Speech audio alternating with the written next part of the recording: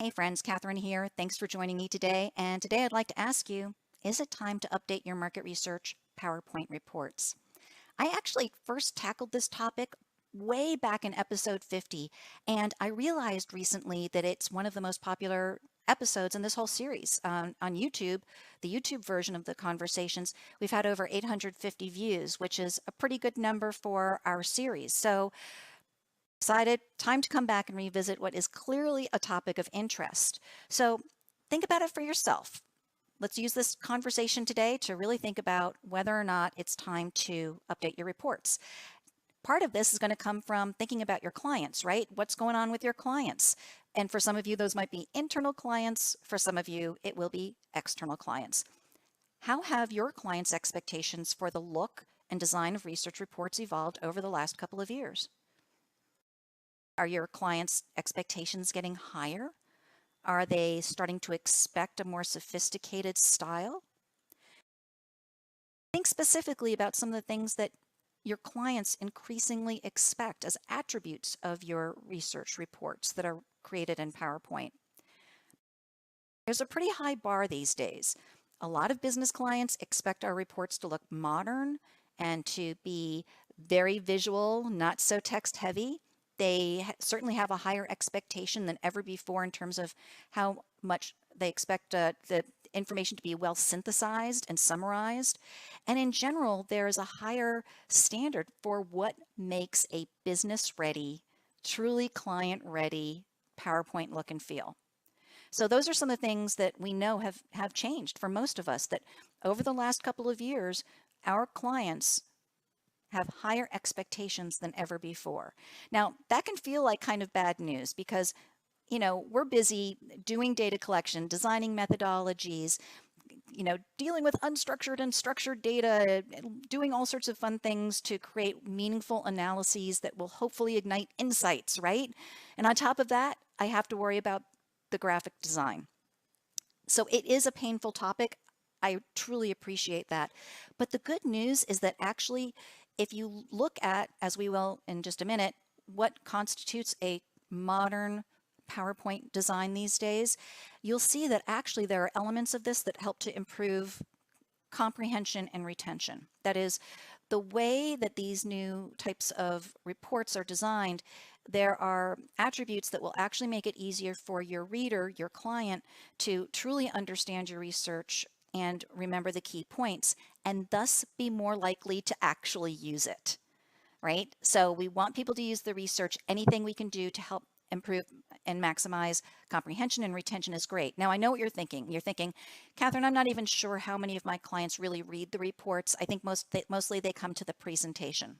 For some of you, that may be the case, but I would argue that for most of us, that even if we've got our key clients attending a final presentation or web conference where I get to really have that one-on-one dialogue, which obviously does help with comprehension and retention, I would argue that even those of us who have those opportunities, we still have people in our audience who are either not going to attend the presentation or who will not retain the presentation and are going to go back and refer to the report at some point. So I really want to make sure that whether they're just using my report as reference material or if they really need it because they didn't attend a presentation, I need to make sure that report does everything it can to improve comprehension and retention. So it is a little bit of a painful situation, but the good news is that if we take the time to do this, there is this other benefit. It's not just like achieving a modern look as a checkbox item. It's not just because it's what the cool kids are doing, right? It's because it really is important to our business. It is something that's going to impact how people use our research. The challenge is that there's a really high bar now, and we have to ask ourselves, what percent of my clients would say my reports look dated? Right? So if you think for yourself, what percent of your clients would say your reports look dated? What is it? 10%? 50%? Higher? Now, for some of you, it may be 0%. Maybe you've already done an update in the last couple of years and you have got a really good contemporary synthesized look. If that's the case, that is awesome. But for the rest of us mere mortals, I definitely see a lot of teams, both at research agencies and insights teams in the corporate world, that have really, really outdated looking research reports. So give yourself a minute for that gap analysis. Do you have a little bit of a gap between the style quality you deliver now and what your clients expect? Is that a big gap? Is it a little gap? So you want to really think about that gap analysis and kind of gauge for yourself. And if you don't know where to start, let me make a suggestion. We'll do a little self-test. And so I want you to think about your most recent research reports. And I'm going to read you 4 criteria. We're going to keep it very simple. There could be 100 criteria, but I'm going to focus on the 4 ones that I see most often in market research reports today that prevent them from looking modern and contemporary.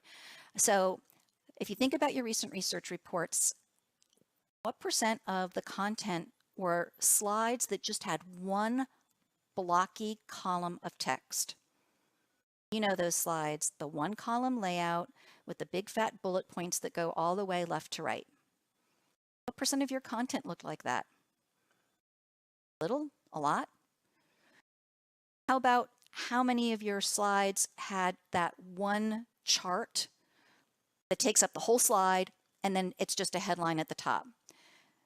We all see this, right? Where you see a research report where the whole slide is just one big bar chart or a big column chart with a headline at the top. How many of your slides looked like that?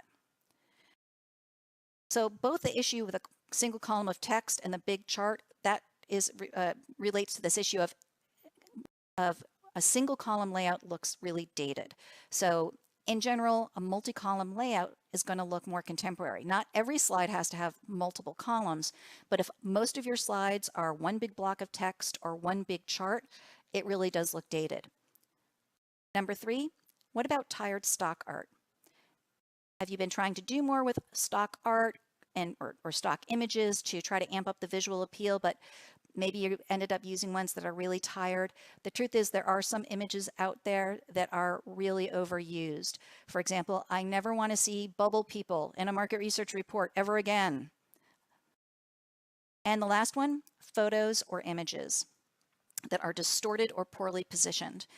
Sometimes I see, for example, in qualitative research reports where people will have images maybe from focus groups or other observational research, but the images are placed in the report in a way where they're clearly distorted. The person's head looks like it's a little elongated. You get that distorted feel. It really does have an impact on how professional and client ready the report looks. So the big blocky column of text, the one big fat chart in the middle, tired stock art, and photos or images that are poorly placed are 4 of the most common culprits I see in research reports that make them look super dated. So if 50% of your slides fell into one of those 4 buckets, I would say that there's some sense of urgency now that we really need to improve your PowerPoint look. Now, the truth is, of course, we are not designers. I am not a graphic designer, but I know that people's expectations for business-ready PowerPoint reports has risen a lot lately. And it's not easy, but there's really a solution here. So I know it can feel a little bit overwhelming, this idea of really needing to improve, but I want to make sure you have a way to do it that is super realistic. Sometimes when I hear teams talk about, oh, we're going to improve the look of our PowerPoint, they talk about, oh, we're going to have an offsite meeting and we're going to do brainstorming and we're going to bring in this consultant, and it becomes this big giant thing. And if you can do that, good for you. That is fantastic. My experience is that when we get into these giant processes, that it just delays it and delays it. And if you do have a big gap and there is a sense of urgency, your most realistic path to getting to update the look and feel of your PowerPoint reports quickly is to have a truly awesome PowerPoint template. Now, you probably already have a PowerPoint template, but maybe it's been a few years since it was updated, right? Now, if you feel like I've got a template that I like and I just want to update it, or I need to start from scratch, either way, start with a template. And I know that for some folks, when I talk about this topic, it can feel a little overwhelming. I've had people tell me, I don't even really know what a good template would look like. I don't know that I trust myself to make that judgment. So as a way to help you get started, I actually had my favorite PowerPoint guru create a template for me to give to you. So this is custom developed. I paid for it through Research Rockstar, so it's totally available to you to download, and I provide the link for where you're going to go to download it in just a couple of minutes.